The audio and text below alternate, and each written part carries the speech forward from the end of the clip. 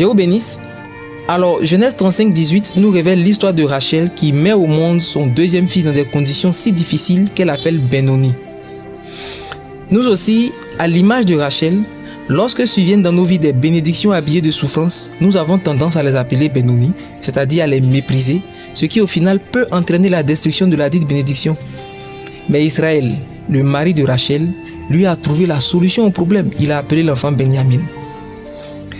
D'abord pour Israël, on peut dire que c'est facile, vu que lui n'a pas souffert dans la naissance de l'enfant.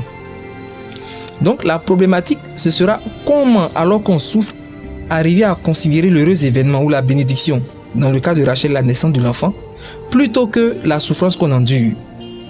Et une solution nous est proposée dans Ephésiens 3, 18. Il s'agit de comprendre la profondeur, la largeur, la longueur et la hauteur de l'amour.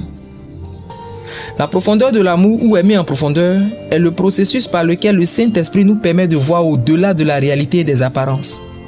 L'amour en profondeur permet de mieux voir la bénédiction derrière les circonstances difficiles. L'amour en profondeur permet de voir et de comprendre même le pourquoi des circonstances compliquées. Tu comprendras par exemple que cet individu est si méchant parce qu'il a tout perdu depuis tout petit et qu'il n'a jamais connu l'amour. Alors il ne peut en témoigner même si au fond il t'aime. L'amour en profondeur ayant ici opéré va éveiller en toi une forme de compassion, de patience dans laquelle l'amour en largeur et l'amour en hauteur vont se révéler. L'amour en largeur te donne la capacité de supporter les différences qui heurtent ta façon de voir les choses, concernant principalement les personnes. Et l'amour en hauteur te permet de te mettre au-dessus des offenses, de ne pas te laisser affecter par celles-ci. Parce que au préalable, tu as vu et tu as aimé en profondeur. Donc maintenant, tu as beaucoup plus de compassion qu'autre chose.